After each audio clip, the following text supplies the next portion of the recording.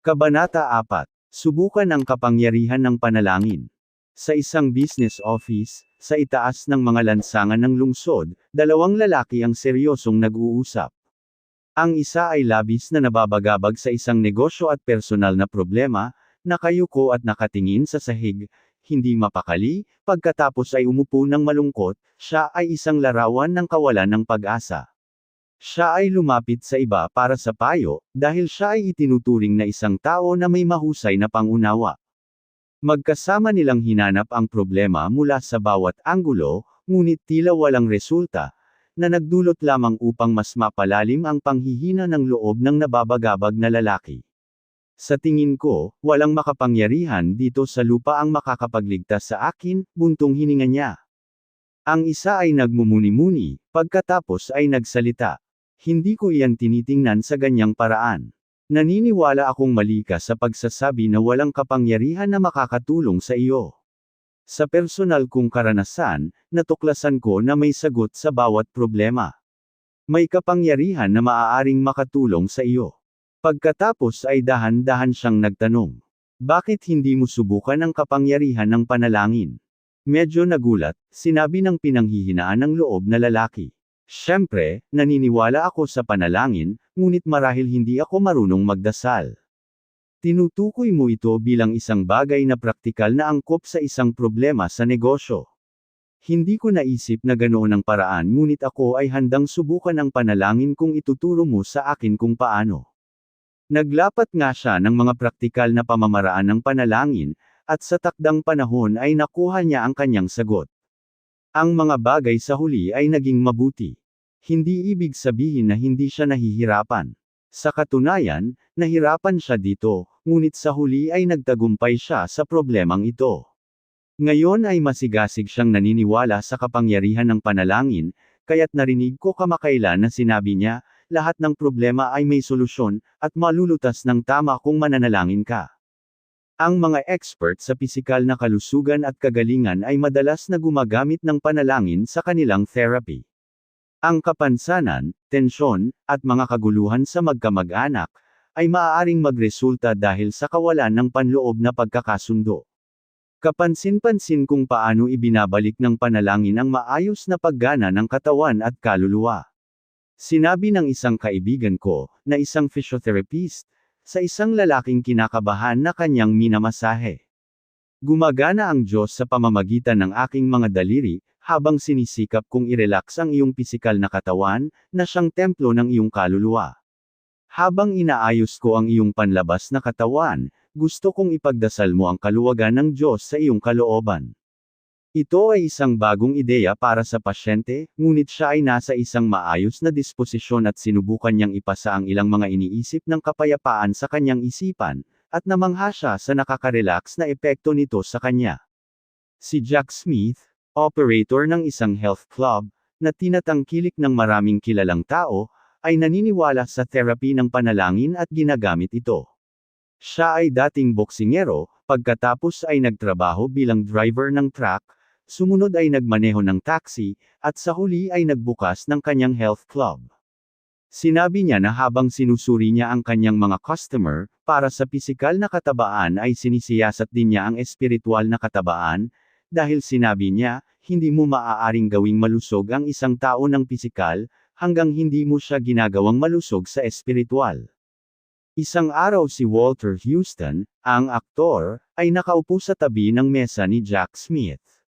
Napansin niya ang isang malaking karatula sa dingding, kung saan nakasulat ang mga sumusunod na mga letra, A, T, R, T, B, W, T, R, A, A.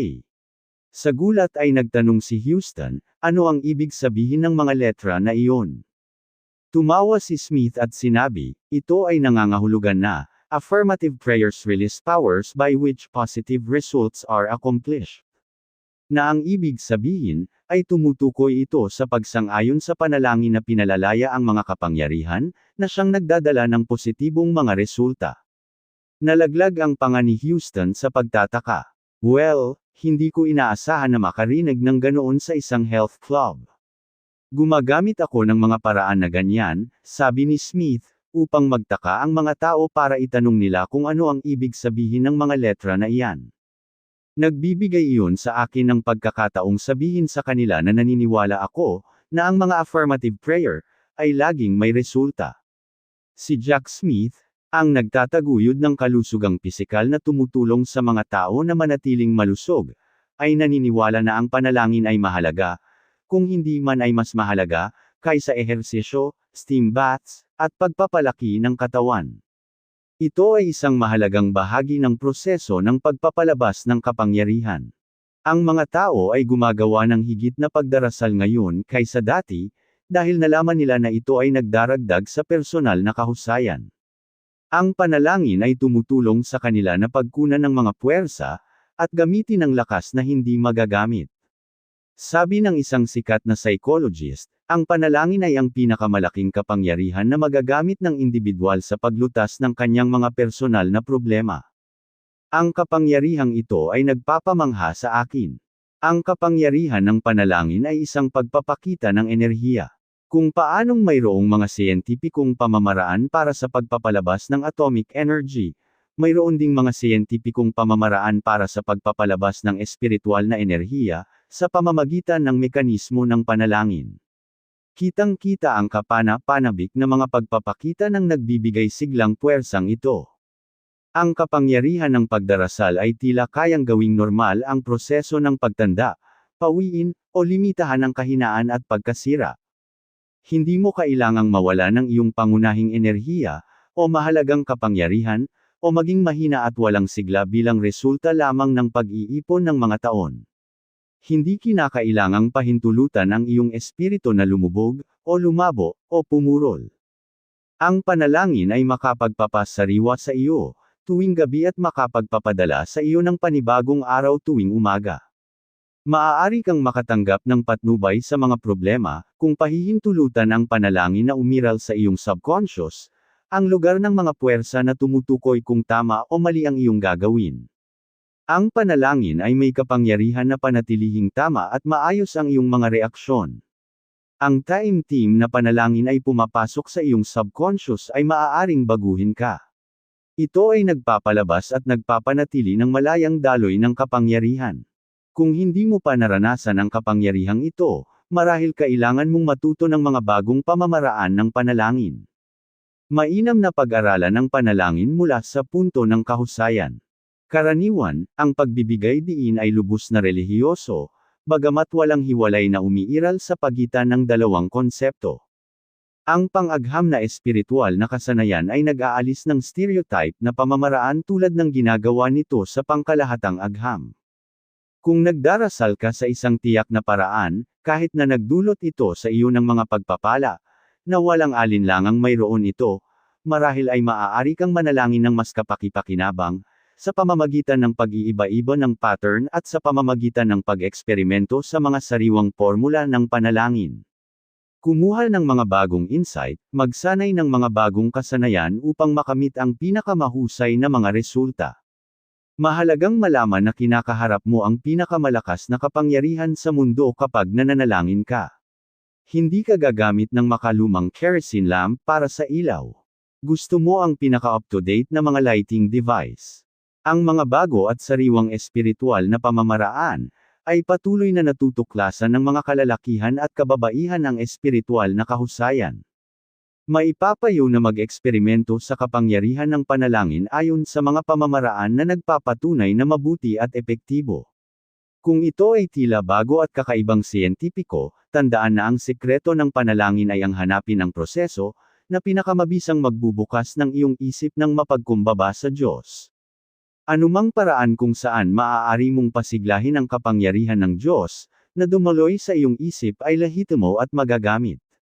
Ang isang paglalarawan ng isang siyentipikong paggamit ng panalangin, ay ang karanasan ng dalawang sikat na industrialista, na ang mga pangalan ay malalaman ng maraming mambabasa, kung pinahintulutan akong banggitin sila, na nagkaroon ng komperensya tungkol sa isang negosyo at teknikal na bagay. Maaaring isipin ng isang tao na ang mga lalaking ito ay lalapit sa ganoong problema sa isang purong teknikal na batayan, at ginawa nila iyon at higit pa, ipinagdasal din nila ito. Ngunit hindi sila nakakuha ng isang matagumpay na resulta. Kaya't tinawag nila ang isang mangangaral sa bansa, isang matandang kaibigan ng isa sa kanila, dahil gaya ng ipinaliwanag nila, ang formula ng panalangin ng Biblia. Mateo Kapitulo 18 versikulo 20, kung saan ang 2 o 3 ay nagkakatipon sa aking pangalan, naroon ako sa gitna nila. Tinukoy din nila ang isang karagdagang formula, Mateo Kapitulo 18 versikulo 19, kung ang 2 sa inyo ay magkasundo sa lupa tungkol sa anumang bagay na kanilang hingin, ito ay gagawin para sa kanila ng aking Ama na nasa langit. Palibhasa'y tinuruan sa siyentipikong kasanayan, naniniwala sila na sa pagharap sa panalangin bilang isang pangyayari, ay dapat nilang maingat na sundin ang mga formula na nakabalangkas sa Biblia, na kanilang inilarawan bilang aklat aralin ng espiritual na siyensya. Ang wastong pamamaraan para sa paggamit ng isang agham ay ang paggamit ng mga tinatanggap na formula, na nakabalangkas sa aklat aralin ng agham na iyon. Nangangatuwiran sila na kung itinadhana ng Biblia na 2 o 3 ang dapat tipunin, marahil ang dahilan kung bakit hindi sila nagtagumpay ay dahil kailangan nila ng ikatlong partido. Kaya't ang 3 lalaki ay nanalangin, at upang magbantay laban sa pagkakamali sa proseso, na dinala din nila sa problema sa iba't ibang pamamaraan sa Biblia, tulad ng iminumungkahi sa mga pahayag, Mateo Kapitulo 9 versikulo 29, mangyari ito sa inyo, ayon sa inyong pananampalataya. Marcos Kapitulo 11 versikulo 24, anuman ang hilingin ninyo sa Diyos sa panalangin, manampalataya kayong natanggap na ninyo ito, at matatanggap nga ninyo. Pagkatapos ng ilang masinsinang sesyon ng panalangin, sama-samang pinagtibay ng 3 lalaki na natanggap na nila ang sagot. Ang kinalabasan ay ganap na kawili-wili. Ang mga sumunod na resulta ay nagpahiwatig na ang banal na patnubay ay talagang nakuha. Ang mga taong ito ay mahusay na mga siyentipiko, na hindi nangangailangan ng tumpak na paliwanag sa pagpapatakbo ng mga espiritual na batas na ito, nang higit pa kaysa sa kaso ng mga naturalistikong batas, ngunit kontento sa katotohanan na ang batas ay gumagana kapag ang wastong mga pamamaraan ay ginamit. Bagamat hindi namin maipaliwanag ito, sabi nila, nananatili ang katotohanan na kami ay nalilito sa aming problema, at sinubukan namin ang panalangin ayon sa mga formula sa bagong tipan. Ang pamamaraang iyon ay gumana at nakakuha kami ng magandang resulta. Idinagdag pa nila, na tila ang pananampalataya at pagkakaisa ay mahalagang mga salik sa proseso ng panalangin. Isang lalaki ang nagbukas ng maliit na negosyo sa New York City, ilang taon na ang nakakaraan, at unang tindahan niya ay inilarawan niya bilang, maliit na butas sa pader. Mayroon siyang isang empleyado. Sa ilang taon, lumipat sila sa isang mas malaking silid at pagkatapos ay sa malawak na silid.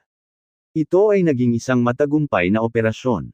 Ang pamamaraan ng negosyo ng lalaking ito gaya ng inilarawan niya ay, punan ng maliit na butas sa dingding, ng mga maasahin na panalangin at pag-iisip. Ipinahayag niya, na ang pagsusumikap, positibong pag-iisip, patas na pakikitungo, tamang pagtrato sa mga tao, at tamang uri ng pagdarasal ay laging may resulta.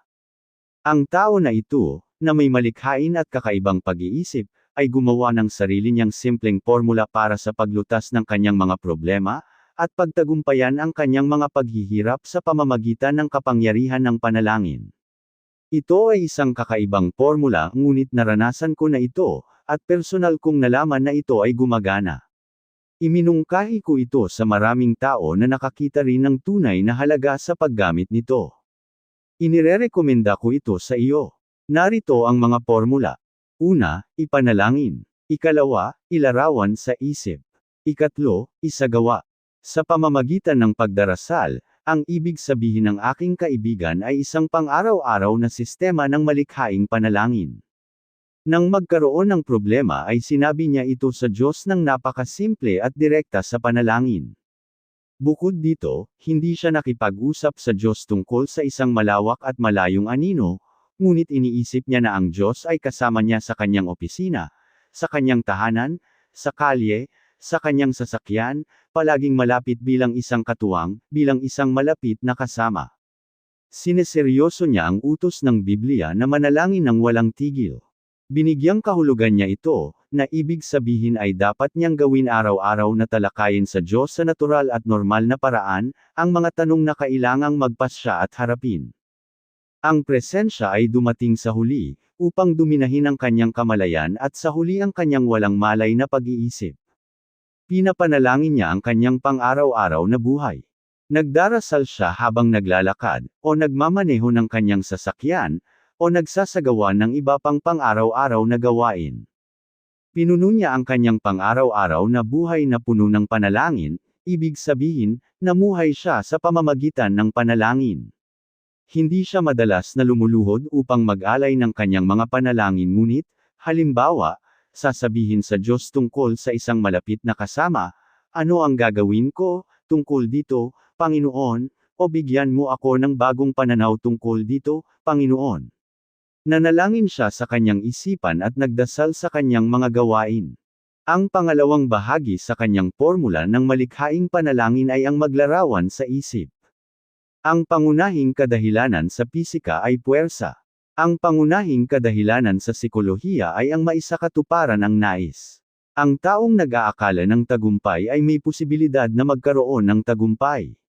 Ang mga taong nag-aakalang kabiguan ay may posibilidad na magkaroon ng kabiguan. Kapag ang alinman sa kabiguan o tagumpay ay inilarawan ito, ay may posibilidad na maisakatuparan sa mga tuntuning katumbas ng mental na imahe na nakalarawan. Upang matiyak ang isang bagay na kapakipakinabang na nangyayari, ipanalangin muna ito at subukan ito ayon sa kalooban ng Diyos. Pagkatapos ay mag-print ng isang larawan nito sa iyong isip bilang nangyayari, hawakan ang larawan ng matatag na may kamalayan. Patuloy na isuko ang larawan sa kalooban ng Diyos, iyon ay ilagay ang bagay sa mga kamay ng Diyos, at sundin ang patnubay ng Diyos. Magsikap at maging matalino, gawin ang iyong bahagi upang makamit ang tagumpay sa bagay na ito. Magsanay sa paniniwala at patuloy na hawakan ng matatag ang mga larawan sa iyong isip. Gawin mo ito at magugulat ka sa mga kakaibang paraan kung paano naganap ang picturization. Sa ganitong paraan, ang larawan ay nagiging totoo o natutupad. Ang bagay na iyong pinapanalangin, at inilarawan sa isip ay nagiging totoo ayon sa disenyo ng iyong pangunahing kagustuhan at hangarin, kapag nakondisyon sa pamamagitan ng paggamit ng kapangyarihan ng Diyos, at kung higit pa rito, ibibigay mo ng buo ang iyong sarili sa pagsasakatuparan nito. Personal kong isinasabuhay ang 3 puntong paraan ng panalangin na ito at nakakita ng malaking kapangyarihan dito. Iminungkahi ito sa iba na nagulat din na nagresulta ito ng malikhaing kapangyarihan sa kanilang karanasan. Halimbawa, natuklasan ng isang babae na ang kanyang asawa ay lumalayo sa kanya. Naging masaya ang kanilang pagsasama, ngunit naging abala ang kanyang asawa sa mga gawaing panlipunan, at naging abala ang asawa sa kanyang trabaho. Bago pa nila ito namalayan, nawala na ang malapit na samahan na dati ay matatag. Isang araw natuklasan niya ang interes nito sa ibang babae. Nawala ang kanyang katinuan at nag-hysterical. Siya ay sumangguni sa kanyang ministro, at maingat na bumalik ang usapan sa kanyang sarili. Inamin niya ang kanyang pagkukulang bilang may bahay, at naging makasarili rin siya, matalim ang dila, at masungit. Pagkatapos ay ipinagtapat niya na hindi niya kailanman naramdaman ang kanyang sarili na kapantay ng kanyang asawa. Siya ay may malalim na pakiramdam ng kababaan tungkol sa kanya, pakiramdam na hindi niya kayang mapanatili ang pagkakapantay-pantay sa kanya sa lipunan at intelektual. Kaya't siya ay bumalik sa isang magagaliti na pag-uugali na nagpapakita ng sarili sa pagkagalit at pagpuna. Nakita ng ministro na ang babae ay may higit na talento, kakayahan, at alindog kaysa sa ipinakikita niya. Iminungkahi niya na lumikha siya ng isang imahe, o larawan ng kanyang sarili bilang may kakayahan at kaakit-akit. Pambihira niyang sinabi sa kanya na ang Diyos ay nagpapatakbo ng isang beauty parlor, at ang mga diskarte sa pananampalataya ay maaaring maglagay ng kagandahan sa itsura ng isang tao, at kagandahan at kadalian sa kanyang paraan. Nagbigay siya ng pagtuturo kung paano manalangin at kung paano ang espiritual na paglalarawan. Pinayuhan din niya na magkaroon ng mental na imahe ng pagpapanumbalik ng dating pagsasama, upang mailarawan ang kabutihan sa kanyang asawa, at ilarawan ang isang naibalik na pagkakasundo sa pagitan nilang dalawa. Hahawakan niya ang larawang ito ng may pananampalataya. Sa ganitong paraan ay inihahanda siya para sa isang pinakakawili-wiling personal na tagumpay. Sa mga oras na ito, ipinaalam sa kanya ng kanyang asawa na gusto niya ng divorce. Natalo na niya ang kanyang sarili hanggang sa punto ng kakayahang tanggapin ang hiling na ito ng may kalmadong damdamin. Sumagot lang siya na payag siya kung gusto niya ito, ngunit iminungkahi niya na ipagpaliban ang desisyon sa loob ng 70 araw bago gawing pinal ang divorce. Kung sa pagtatapos ng 70 araw ay nararamdaman mo pa rin na gusto mo ng hiwalayan, makikipagtulungan ako sa iyo. Mahinahon niyang sinabi ito. Binigyan niya ito ng isang nagtatanong na tingin, dahil inaasahan niya ang isang pagsabog. Gabi-gabi siyang lumalabas, at gabi-gabi ay nakaupo siya sa bahay, ngunit inilarawan niya na siya ay nakaupo sa kanyang lumang upuan. Wala siya sa upuan, ngunit ipininta niya ang isang imahe niya doon, na komportableng nagbabasa tulad ng noong unang panahon. Iniisip niya na inaayos niya ang paligid ng bahay, nagpipinta, at inaayos ang mga bagay tulad ng dati niyang ginagawa. Nailarawan din niya na silang dalawa ay naglalaro ng golf na magkasama at nag-hike tulad ng dati. Pinananatili niya ang larawang ito ng may matatag na pananampalataya, at isang gabi, umupo talaga siya doon sa kanyang lumang upuan. Tumingin siya ng 2 beses upang makasigurado na ito ang katotohanan, sa halip na ang paglalarawan lamang sa isip, ngunit marahil ang isang paglalarawan ay isang katotohanan, sapagkat ang aktwal na lalaki ay naroroon. Sa ilang mga pagkakataon ay wala siya doon, ngunit mas marami ang gabi na nakaupo siya sa kanyang upuan. Pagkatapos ay nagsimula siyang magbasa tulad ng dati. Pagkatapos isang maaraw na Sabado ng hapon ay nagtanong siya, ano ang masasabi mo sa paglalaro ng golf? Lumipas ang mga araw ng kaaya-aya, hanggang sa napagtanto niyang dumating na ang ika-70 araw, kaya ng gabing iyon ay tahimik niyang sinabi. Bill, ito na ang ika-70 araw. Ano ang ibig mong sabihin? Tanong niya, na nalilito, anong 70 araw? Bakit, hindi mo na ba naaalala? Nagkasundo tayo na maghintay ng 70 araw upang ayusin ang usapin ng divorce natin, at ito na ang araw na iyon. Tumingin siya sa kanya ng isang saglit, pagkatapos ay itinago ang mukha sa likod ng papel, at nang tumingin muli, sinabi niya. Huwag kang mag-alala, hindi ko kayang mabuhay nang wala ka. Saan mo nakuha ang ideya na iniisip kong iwanan ka? Ang formula ay napatunayang isang makapangyarihang mekanismo. Nagdasal siya, naglarawan sa isipan, at natupad ang hinahangad na resulta. Nalutas ng kapangyarihan ng panalangin ang kanyang problema at pati na rin ang kanyang problema. Nakilala ko ang maraming tao na matagumpay na nailapat ang pamamaraang ito, hindi lamang sa mga personal na gawain kundi sa mga usapin din sa negosyo. Kapag taos-puso at matalino ang paraan sa mga sitwasyon, ang mga resulta ay napakahusay, ito ay dapat ituring bilang isang napakahusay na paraan ng panalangin. Ang mga taong sineseryoso ang pamamaraang ito at aktwal na gumagamit nito, ay nakakakuha ng mga kamangha-manghang resulta. Sa isang salo-salo sa kumbensyon ng industriya, nakaupo ako sa mesa ng tagapagsalita sa tabi ng isang lalaki, na bagamat medyo hindi maganda, ay kaibig-ibig. Maaaring nakaramdam siya ng kaunting hindi pagkakomportable sa isang mangangaral, na halatang hindi niya karaniwang kasama. Sa panahon ng hapunan ay gumamit siya ng ilang mga teolohikong salita, ngunit hindi sila pinagsama sa paraang teolohiko. Pagkatapos ng bawat pagsabog ay humihingi siya ng tawad, ngunit pinayuhan ko siya na narinig ko ang lahat ng mga salitang iyon noon. Sinabi niya sa akin na siya ay isang tagapaglingkod sa simbahan noong bata pa siya, ngunit nakatakas siya mula rito. Ibinigay niya sa akin ang lumang kwentong iyon na narinig ko na, sa buong buhay ko, at kahit ngayon ay aalamin ng mga tao bilang isang bagay na ganap na bago. Noong bata pa ako, pinasok ako ng aking ama sa Sunday school at simbahan, at pinagsiksikan ng relihiyon sa aking sarili. Kaya nang makaalis na ako sa aming tirahan, ay hindi ko na kinaya, at bihira na akong magsimba simula noon. Napansin ng lalaking ito, na marahil ay dapat na siyang magsimulang magsimba dahil tumatanda na siya. Nagkomento ako na maswerte siyang makakahanap ng mauupuan. Nagulat siya dahil hindi niya akalain na may nagpupunta pa sa simbahan. Sinabi ko sa kanya na mas maraming tao ang nagsisimba kada linggo, kaysa sa iba pang institusyon sa bansa. Ito ay medyo nakakagulat para sa kanya. Siya ay pinuno ng isang medium-sized na negosyo, at nagkwento siya kung gaano karami ang pera na kinita ng kanyang kumpanya noong nakaraang taon. Sinabi ko sa kanya na ang ilang simbahan ay mas mataas ang kita kaysa sa iyo. Talagang tinamaan siya at damaloy ito sa kanyang mga ugat, at napansin ko ang kanyang paggalang sa simbahan ay tumataas ng mabilis. Sinabi ko sa kanya ang tungkol sa libu-libong relihiyosong mga aklat na ibinebenta, higit pa sa anumang uri ng aklat. Sa sandaling ito ay isa pang lalaki ang lumapit sa aming mesa at masigasig na sinabi sa akin, na isang bagay na kahanga-hanga ang nangyari sa kanya. Sinabi niya na siya ay labis na nalulungkot, dahil ang mga bagay ay hindi maganda sa kanya.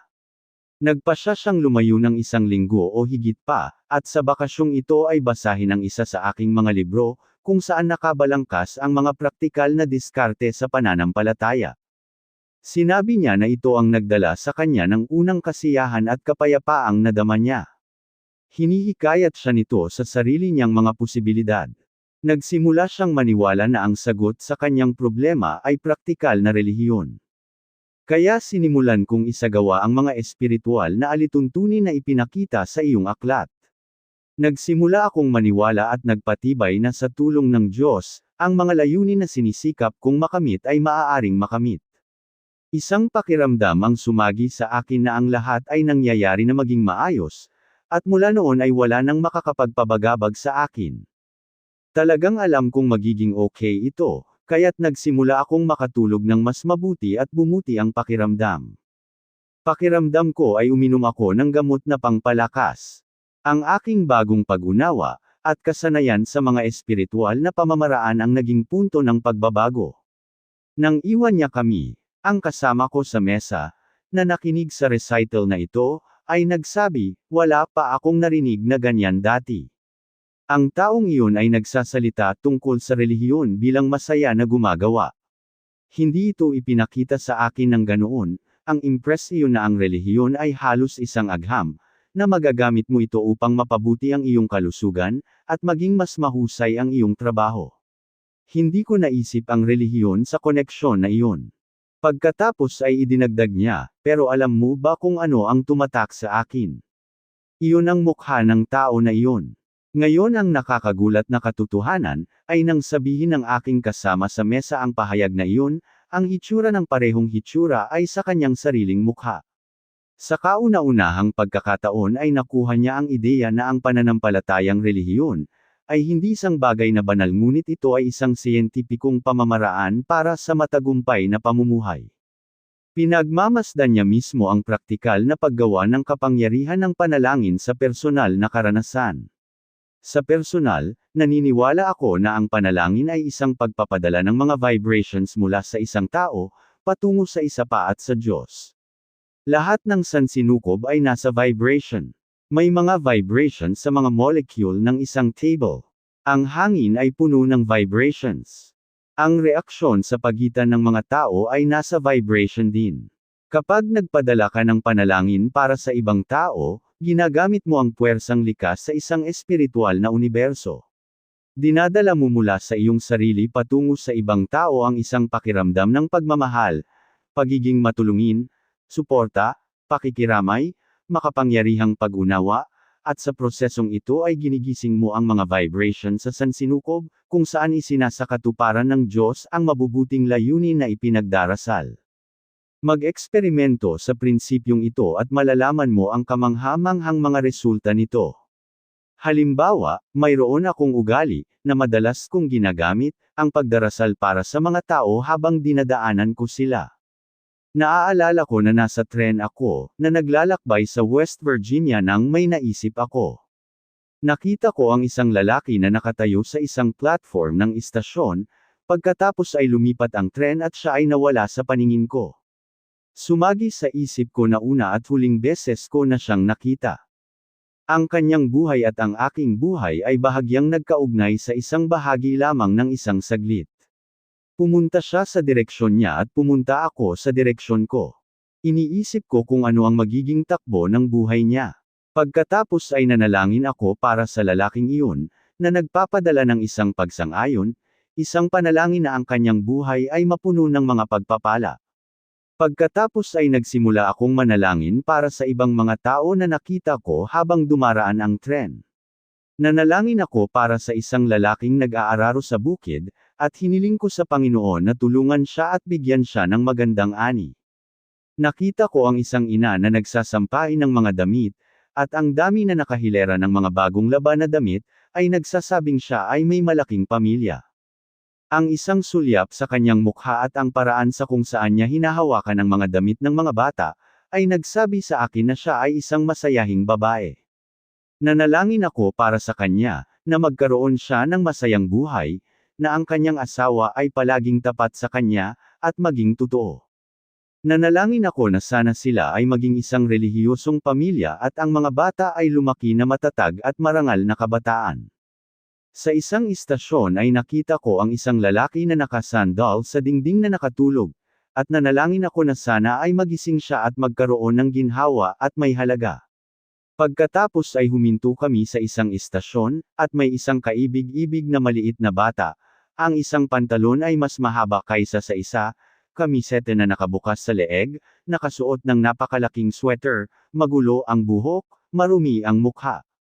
Sumisip-sip siya ng lollipop, nanalangin ako para sa kanya, at nang magsimulang umandar ang tren, ay tumingala siya sa akin at binigyan ako ng napakagandang ngiti. Alam kong nahuli siya ng aking panalangin, at kumaway ako sa kanya, at kumaway siya pabalik sa akin. Malamang hindi ko na makikitang muli ang batang iyon, ngunit nagtagpo ang aming mga buhay. Isang maulap na araw hanggang sa puntong iyon, ngunit biglang sumikat ang araw at sa tingin ko ay may liwanag sa puso ng bata, dahil ito ay nahayag sa kanyang mukha. Alam kong masaya ang puso ko. Natitiyak ko na ito ay dahil ang kapangyarihan ng Diyos ay gumagalaw sa pamamagitan ko, sa bata at pabalik sa Diyos, at lahat kami ay nasa ilalim ng bisa ng kapangyarihan ng panalangin. Isa sa mga mahalagang tungkulin ng panalangin ay bilang pampasigla sa mga malikhaing ideya. Nasa isip ang lahat ng mga mapagkukunang kailangan para sa matagumpay na pamumuhay. Ang mga ideya ay naruroon sa consciousness, na kapag inilabas at binigyan ng saklaw kasama ng wastong pagpapatupad, ay maaaring humantong sa matagumpay na operasyon ng anumang proyekto o gawain. Nang sabihin ng bagong tipan, Lucas Kapitulo 17 versikulo 21, ang kaharian ng Diyos ay nasa loob mo. Ito ay pinapaalam sa atin na ang Diyos na ating manlilikha ay inilatag sa ating isipan at personalidad, ang lahat ng potensyal na kapangyarihan at kakayahan na kailangan natin, para sa mabuting pamumuhay. Ito ay nananatili sa amin upang ihanda at paunlarin ang mga kapangyarihang ito. Halimbawa, ang isang kakilala ko ay konektado sa isang negosyo kung saan siya ang pinuno ng 4 na executive. Sa mga regular na pagitan, ang mga lalaking ito ay may tinatawag na sesyon ng ideya, malikhaing gumagana sa kanilang isipan. Ang bawat isa sa kanyang sariling paraan ay tahimik na nananalangin, na nagpapatunay na malapit ng ilabas ng Diyos sa kanyang isipan ang mga wastong ideya na kailangan sa negosyo. Kasunod ng katahimikan, ang lahat ay nagsimulang magsalita, nagbubuhos ng mga ideya na pumasok sa kanilang isipan. Ang mga memo ng mga ideya ay nakasulat sa mga card at itinapon sa mesa. Walang sino man ang pinahihintulutan na punahin ang anumang ideya, sa partikular na yugtong ito para sa argumento ay maaaring huminto sa daloy ng malikhaing pag-iisip. Ang mga card ay natipon at ang bawat isa ay sinusuri sa susunod na sesyon. Ngunit ito ang sesyon ng pagtapik ng ideya, pinasigla ng kapangyarihan ng panalangin. Noong pinasinayaan ang pagsasanay na ito, ang mataas na porsyento ng mga ideyang iminungkahi, ay napatunayang walang partikular na halaga, ngunit habang patuloy ang mga sesyon ay tumataas ang porsyento ng magagandang ideya. Ngayon, marami sa mga pinakamahusay na mungkahi, na nagpakita ng kanilang praktikal na halaga ay nabuo sa sesyon ng ideya. Tulad ng ipinaliwanag ng isa sa mga executive, kami ay nakabuo ng mga insight, na hindi lamang makikita sa aming balance, ngunit nakakuha din kami ng isang bagong pakiramdam ng kumpiyansa. Bukod dito, mayroong isang mas malalim na pakiramdam ng pakikisama sa aming apat, at ito ay kumalat sa iba pang organisasyon. Nasaan ang makalumang negosyante na nagsasabing, ang relihiyon ay teorya lamang at walang lugar sa negosyo. Ngayon ang sinumang matagumpay na negosyante, ay gumagamit ng pinakabago at pinakamahusay na subok na mga pamamaraan sa produksyon, pamamahagi, at pangangasiwa, at marami ang nakatuklas na ang isa sa pinakadakila sa lahat ng paraan ng kahusayan, ay ang kapangyarihan ng panalangin. Nasusumpungan ng mga tao sa lahat ng dako na sa pamamagitan ng pagsubok sa lakas ng panalangin, mas nakakaramdam sila ng kaginhawaan, mas mahusay sa trabaho, mas maayos sa mga gawain, mas maganda ang tulog, at mas mabuti ang kanilang kalagayan. Ang kaibigan kong si Grove Patterson, editor ng Toledo Blade, ay isang tao na may kahangahangang sigla. Sinabi niya na ang kanyang enerhiya ay nagreresulta sa isang bahagi ng kanyang paraan ng panalangin. Halimbawa, gusto niyang matulog habang nagdarasal, dahil naniniwala siya na ang kanyang subconscious ay pinaka-relax sa oras na iyon. Nasa subconscious na ang ating buhay ay higit na pinamamahalaan. Kung ilalagay mo ang isang panalangin sa subconscious sa sandali ng pinakadakilang pagpapahinga nito, ang panalangin ay may malakas na epekto. Tumawa si Mr. Patterson at sinabi niya, "Dati, iniisip ko kung bakit ako inaantok habang nagdarasal. Ngayon, sinusubukan ko na nga itong gawin ng ganoon."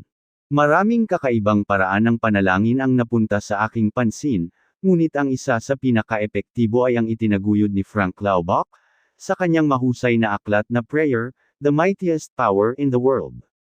Itinuturing ko ito bilang isa sa mga pinaka-praktikal na libro sa panalangin, dahil ito ay nagbabalangkas ng mga sariwang pamamaraan ng panalangin na gumagana.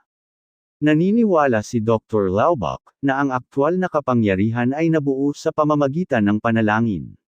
Sinabi niya na madalas ang mga tao na dumadaan sa kanya sa kalsada habang pinagdarasal niya, at ito ay lumilingon at ngumingiti sa kanya. Tinatawag niya ang ganitong uri ng pagdarasal na flash prayers, kinukunan niya ang mga dumadaan ng mga panalangin, na nagpapadala ng mga saloobin ng mabuting kalooban at pagmamahal. Sinabi niya na ang mga taong dumadaan sa kalye habang pinagdarasal niya, ay madalas na lumilingon at tumitingin sa kanya at ngumiti. Nararamdaman ng mga tao ang paglabas ng isang kapangyarihan na parang elektrikal na enerhiya.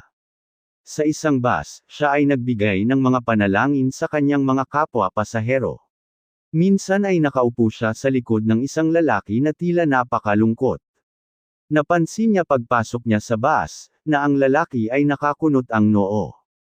Nagsimula siyang magpadala dito ng mga panalangin ng mabuting kalooban at pananampalataya, na iniisip na ang mga panalangin ito ay nakapaligid sa kanya at nagtutulak sa kanyang isipan. Biglang sinimula ng lalaki ang paghaplos sa likod ng kanyang ulo, at nang makaalis na siya sa bus, ay nawala ang pagkalungkot at napalitan ito ng ngiti. Naniniwala si Dr. Laubach, na madalas niyang binabago ang buong kapaligiran ng isang kotse o bus, na puno ng mga tao sa pamamagitan ng proseso ng pagpapalit ng pagmamahal at panalangin sa buong lugar. Sa isang Pullman Club car, may isang lasing na lalaki na bastos at marahas, mayabang magsalita at nakakainis. Pakiramdam ko lahat ng tao sa kotse ay hindi siya nagustuhan. Kaya nagpasya akong subukan ang pamamaraan ni Frank Laubach. Kaya't sinimulan kong ipagdasal siya, inilarawan ang kabutihan ng kanyang sarili, at nagpapadala ng mga saloobin ng mabuting kalooban sa kanya. Sa sandaling iyon, sa hindi malamang dahilan, lumingon ang lalaki sa direksyon ko, binigyan ako ng isang kalmadong ngiti, at itinaas ang kanyang kamay bilang pagpupugay. Nagbago ang ugali niya at naging tahimik. Marami akong dahilan upang maniwala na ang mga saloobin ng panalangin ay epektibong nakarating sa kanya. Nakaugalian ko bago magsalita sa sinumang tagapakinig, na ipagdasal ang mga taong naroroon, at magpadala ng mga saloobin ng pagmamahal at mabuting kalooban sa kanila. Kung minsan ay pipili ako ng isa o dalawang tao na tila malungkot o may problema, at ipinapadala ang aking mga saloobin sa panalangin at mabuting kalooban partikular sa kanila. Kamakailan ay humarap ako sa isang taunang hapunan ng Chamber of Commerce, sa isang timog kanlurang lungsod. Napansin ko ang isang lalaki sa audience na tila nakasimangot sa akin.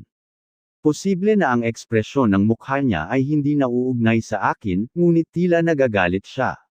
Bago ako magsimulang magsalita ay nanalangin ako para sa kanya, at ibinigay ang isang serye ng mga panalangin at mabuting kalooban sa kanyang direksyon.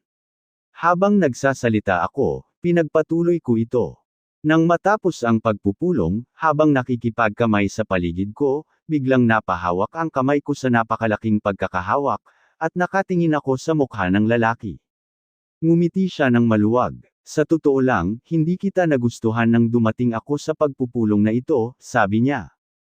Hindi ko gusto ang mga mangangaral at wala akong nakitang dahilan na mayroon ka, isang ministro, bilang tagapagsalita sa aming hapunan ng Chamber of Commerce. Umaasa ako na ang iyong talumpati ay hindi magiging matagumpay. Gayunpaman, habang nagsasalita ka ay tila may nakaantig sa akin. Pakiramdam ko tulad ng isang bagong katauhan. Nagkaroon ako ng kakaibang pakiramdam ng kapayapaan, gusto kita. Hindi ito dahil sa aking talumpati. Ito ay ang kapangyarihan ng panalangin. Sa ating utak, mayroon tayong halos 2 bilyong maliit na bateryang imbakan. Ang utak ng tao ay maaaring magpadala ng kapangyarihan sa pamamagitan ng mga pag-iisip at panalangin. Ang magnetic power ng katawan ng tao ay aktwal na nasubukan. Mayroon tayong libu-libong maliliit na istasyon ng pagpapadala, at kapag ang mga ito ay nabuksan sa pamamagitan ng panalangin, posible para sa isang napakalaking kapangyarihan, na dumaloy sa isang tao at dumaan sa pagitan ng mga tao. Maaari tayong magpadala ng kapangyarihan sa pamamagitan ng panalangin, na nagsisilbing parehong istasyon ng pagpapadala at pagtanggap. May isang lalaki, isang alkoholik, na kasama ko sa trabaho. Palagi siyang umiinom sa loob ng 6 na buwan.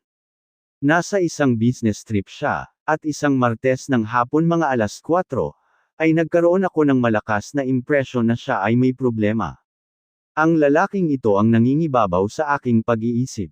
Naramdaman kong may pumipilit sa akin kaya binitawan ko ang lahat at nagsimulang magdasal para sa kanya. Nagdasal ako ng halos kalahating oras. Pagkatapos ay tila nabawasan ang impresyon at itinigil ko ang aking mga panalangin. Makalipas ang ilang araw ay tinawagan niya ako.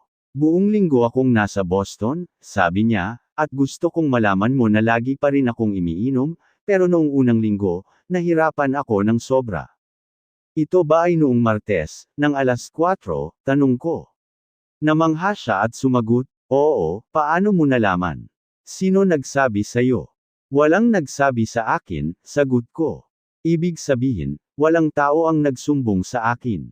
Sinabi ko ang aking nararamdaman tungkol sa kanya noong Martes ng 4:00, at inilahad kung paano ko siya ipinagdasal ng kalahating oras. Nagulat siya, at nagpaliwanag, nasa hotel ako at huminto sa harap ng bar. Nahirapan ako sa sarili ko. Naisip kita, dahil kailangan ko ng tulong noon, at nagsimula akong magdasal. Ang mga panalangin iyon na nagmula sa kanya ay nakarating sa akin, at sinimulan kong ipagdasal siya. Pareho kaming sumama sa panalangin ay natapos ang circuit, at nakarating sa Diyos, at nakuha ng lalaki ang kanyang sagot sa anyo ng lakas upang harapin ang krisis. At ano ang ginawa niya? Nagpunta siya sa isang botika, bumili ng isang kahon ng candy, at kinain ang lahat ng iyon nang walang tigil. Nahirapan siya, sinabi niya na dasal at candy. Inamin ng isang kabataan na babaeng may asawa na napuno siya ng galit, labis din ang pangamba, palaging nag-aalala tungkol sa kanyang mga anak, kung sila ay magkakasakit, maaaksidente o mabibigo sa pag-aaral. Ang kanyang buhay ay isang kalunos-lunos na pinaghalong kawalang sigla, takot, puot, at kalungkutan. Tinanong ko kung nagdarasal ba siya. Ang sabi niya, kapag nahihirapan na ako at desperado, aaminin ko na ang panalangin ay walang kahulugan sa akin, kaya hindi ako nagdarasal ng madalas. Iminungkahi ko na ang pagsasagawa ng tunay na panalangin ay maaaring magbago ng kanyang buhay, at binigyan siya ng ilang mga tagubilin sa pagpapadala ng mga saloobin ng pag-ibig, sa halip na mga saloobin ng pagkapuot at pagtitiwala, at sa halip na mga saloobin ng takot. Iminungkahi ko na araw-araw sa oras ng pag-uwi ng mga bata mula sa paaralan ay magdasal siya, at gawin ang kanyang mga panalangin bilang pagpapatibay ng proteksyon na kabutihan ng Diyos. Nag-aalinlangan siya sa una, ngunit naging isa siya sa mga pinakamasigasig na tagapagtaguyod, at tagapagsagawan ng panalangin na nakilala ko. Masigasig siyang nagbabasa ng mga libro at polyeto, at nagsasanay sa bawat epektibong pamamaraan ng kapangyarihan ng panalangin.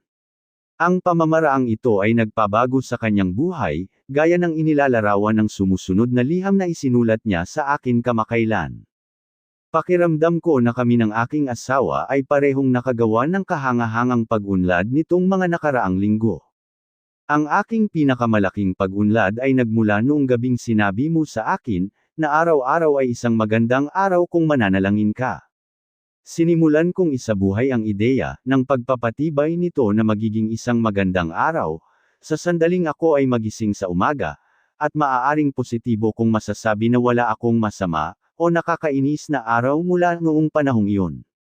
Ang kamangha-manghang bagay ay iyon ang aking mga araw ay talagang hindi naging mas maayos, o mas malaya mula sa maliliit na inis kaysa dati, ngunit tila wala na silang kapangyarihang guluhin pa ako ngayon. Gabi-gabi sinisimulan ko ang aking mga panalangin sa pamamagitan ng paglilista, ng lahat ng mga bagay kung saan nagpapasalamat ako, ang mga maliliit na bagay na nangyari sa maghapon na nakadagdag sa kaligayahan ng aking araw. Alam kong ang ugali na ito ay nagtulak sa aking isipan na pumili ng magagandang bagay at kalimutan ang mga hindi ka nais-nais. Ang katotohanan sa loob ng 6 na linggo, ay hindi ako nagkaroon ng isang masamang araw, at tumanggi na masiraan ng loob sa sinuman ay talagang kahanga-hanga sa akin. Natuklasan niya ang kamangha-manghang kapangyarihan sa pagsubok ng kapangyarihan ng panalangin. Maaari mong gawin ang pareho nito. Ang sumusunod ay 10 tuntunin para makakuha ng mabisang resulta mula sa panalangin. 1.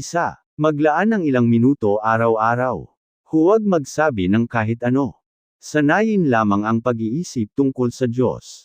Gagawin nitong espiritual na tanggapin ang iyong isip. 2. Pagkatapos ay manalangin ng pasalita, gamit ang simple at natural na mga salita. Sabihin sa Diyos ang anumang nasa isip mo.